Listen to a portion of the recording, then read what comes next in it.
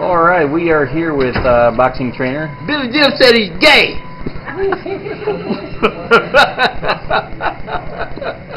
Yeah. Celestino, come sit next to him. Okay. All right, anyway, Jeff, we're going to talk a little bit about the Billy Dib situation. Last week he was on the radio on the KO Lounge. He had mentioned that a couple things. First of all, they went over the sparring, the notorious, I guess now, sparring session between Celestino and Billy. Billy had actually claimed that it was him that in fact got the better of the sparring. Give us your recollection of the sparring and how it went. Well, to be honest, the sparring was fairly easy.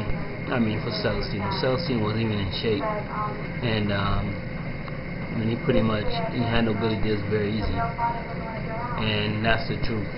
And as a matter of fact, I think Wendell actually has the footage of it on his phone.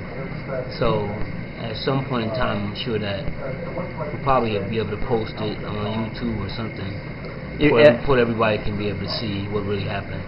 Actually, apparently it had been posted on YouTube, but Billy Dib had contacted YouTube and had it pulled down. And then he had claimed that the whole thing wasn't shown, and that, I guess that actually the second half he was claiming he got the better half of it. Well, I mean, it is what it is. I mean, if you want to prove he's better, he'll fight him. And then, what are your thoughts? He also had mentioned during the interview that Celestino was a nobody. He'd fight him for the right price, but he was a nobody at this point. How can a guy be nobody and a 5-time world champion? That makes you sound asinine. I mean, because to win one world title, I mean, is a great accomplishment. Right. But to have won 5 world championships, I mean, and to say that this guy's nobody, it makes him asinine. And then another point in the interview, he kind of questioned his sexuality, claiming he was lovers with somebody and with the host from the radio show, and just your thoughts on that. Is that just your typical garbage talk? Do you think it's a little bit jealousy? And also, I'd like to get it had been said that you had said that Billy had said that he would never fight Celestino. Can you clarify that? Was that something that was said or not? No, basically what was said was this: when Billy Dibs first came to Vegas, he asked me, could he spar with Celestino if Celestino was here? And I said, yeah, of course. But I told him before he got in the ring, I said, now if Celestino gets the best of you, I said, don't be like with everybody else. I said, afraid to fight him. And he said, no. He said that won't be the case. And what actually happened once they got done sparring, he said he see why nobody wants to fight him. And then he also said, yeah. I said, well, if you win the world title, I said, I don't want you to be like everyone else. And he said, well, at first he said, yeah, that's the case, but then actually at the sparring took place, then he said, the only way I'll fight him is for $1 million. And that was basically, he never said that he was afraid to fight him, completely afraid that he wouldn't fight him, but he said that he would have to get paid $1 million to take that fight.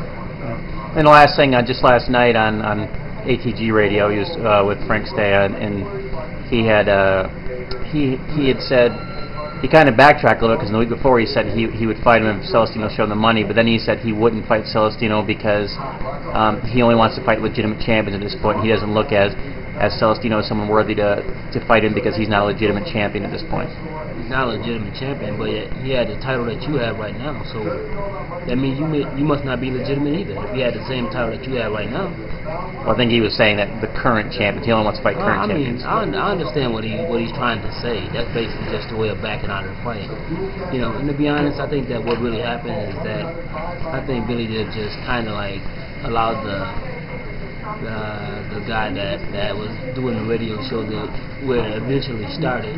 I think he gassed Billy Dibs up to start talking that way, because I know the guy when he interviewed me, he kind of got me to start saying things as well. So I mean, I think that's what happened, and I think that because once this all gets started, I got a call from Billy Dibs at 4 a.m. in the morning.